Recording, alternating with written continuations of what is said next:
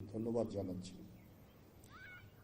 আমরা সেনাবাহিনীতে এই বৃক্ষরোপণ অত্যন্ত ভালোভাবে পালন করে থাকি এই অভিযান, এবং বাংলাদেশের যত সেনানিবাস আছে অথবা যেই সমস্ত জায়গায় সেনাবাহিনী আছে আপনারা যদি লক্ষ্য করেন দেখবেন সেখানে গাছ আর গাছ। আমরা খালি বৃক্ষরোপণই করি না, বৃক্ষগুলোকে সংরক্ষণ করি, নার্চার করি, এবং এর ফলে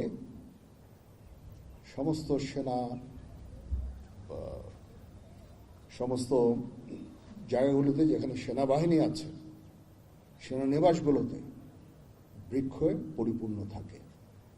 তো আপনারা শুনলেন 11,35,36,000 বৃক্ষ আমরা সারা বাংলাদেশের বিভিন্ন সেনানিবাসে, জলসিঁড়িতে আমরা রোপণ করব। এটা একটা অত্যন্ত মহৎ কাজ।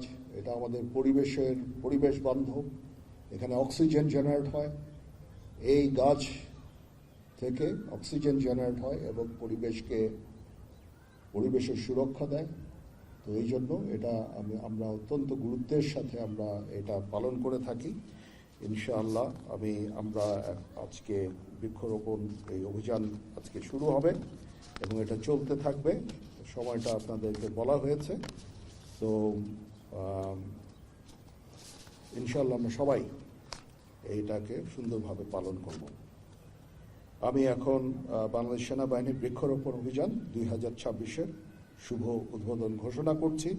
মহান আল্লাহ তাআলা আমাদের সকলের সহায় হন। আল্লাহ হাফেজ।